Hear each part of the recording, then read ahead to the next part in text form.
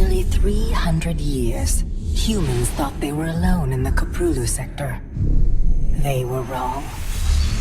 The Zerg emerged, seeking to consume all in their path, and before long, the Protoss, a highly advanced alien race, began wiping out infested worlds, burning Zerg and Terran alike.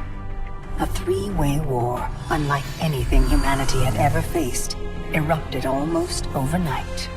All the while, a human civil war raged. Marshal Jim Raynor vowed to oppose the corrupt dictator Arcturus Minsk for the betrayal of the woman he loved, Sarah Kerrigan. Boys, how about that evac? Damn you, Arcturus. Don't do this. It's done. Helmsman, signal the fleet and take us out of orbit.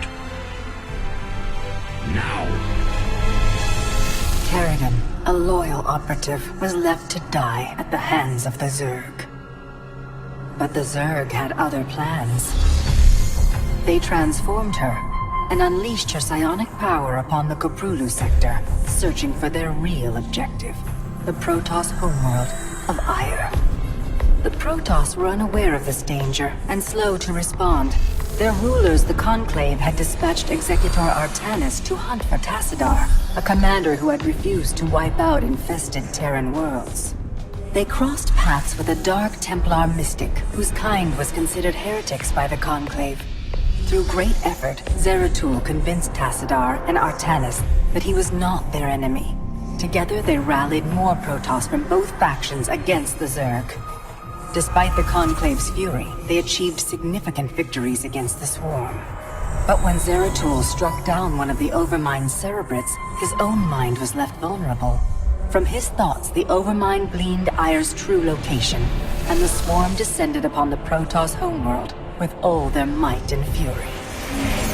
It was Tassadar who kept the Templar from extinction that day.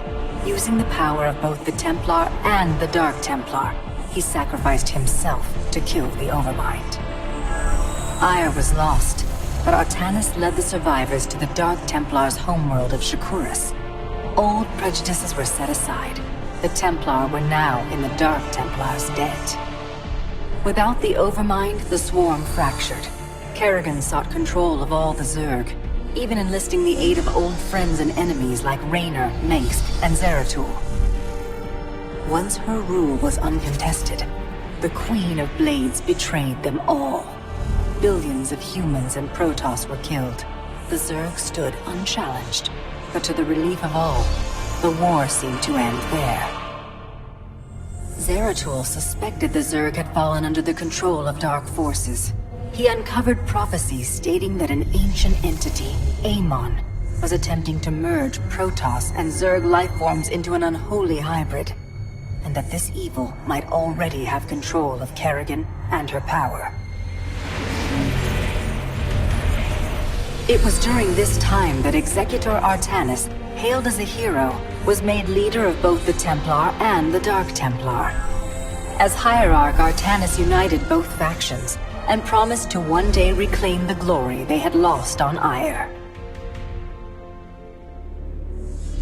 Raynor had vowed to see Kerrigan dead, but his retaliatory strike failed. Even his rebellion against Mengsk's tyranny proved ineffective against the Dominion's propaganda machine. But with the arrival of old friends and mysterious new allies, Raynor revived his campaign against the Dominion, scoring major victories on multiple fronts. But Zeratul warned him about the encroaching darkness, and said the key to stopping Amon was the Queen of Blades. She was needed alive. In a daring raid on the Zerg homeworld of Char, armies from the Dominion and Raynor, with help from Arcturus' son Valerian, used an ancient Xel'naga artifact to neutralize Kerrigan's power and free her from Amon's grasp. The Queen of Blades was helpless.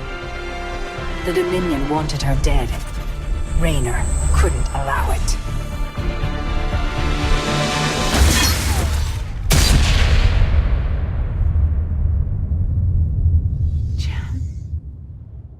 It's okay. I got you.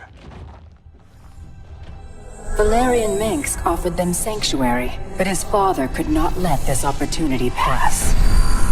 During the raid, Kerrigan and Raynor were separated. Kerrigan escaped, while Raynor... He was briefly interrogated and summarily executed. Kerrigan sought vengeance.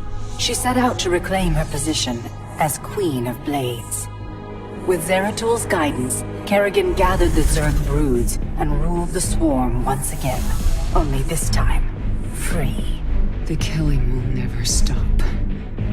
Until Minsk is dead. Kerrigan began dismantling the Dominion's military, one mission at a time. To her surprise, she learned that Raynor was still alive. She charted a course to Korhal, Minsk's stronghold. Despite encountering his best troops and traps, she personally ended his life.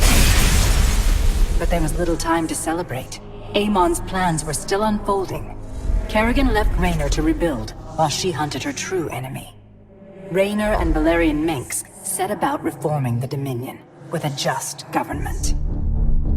With the Zerg and Terrans quelled, Hierarch Artanis saw an opportunity. He declared that the unified Protoss, Templar and Dark Templar alike, would retake Ire. Any dissenting voices went unheard amid the hope for reclamation. Zeratul set off alone, searching for the truth, hoping against hope that the Hierarch was not making a terrible mistake.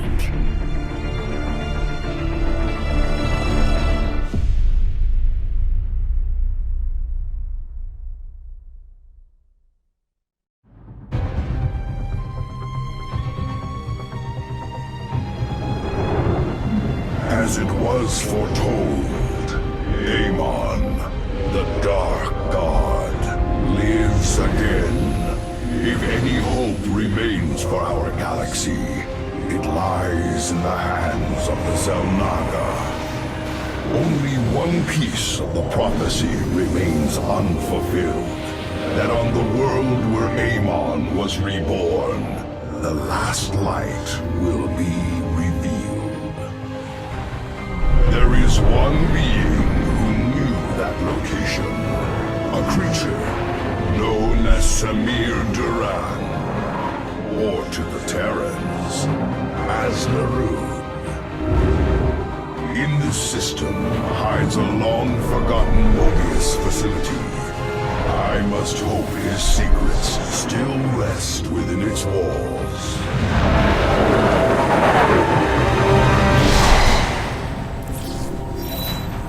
Zeratul, it is a great honor. I am Praetor Talus, and I humbly request your aid.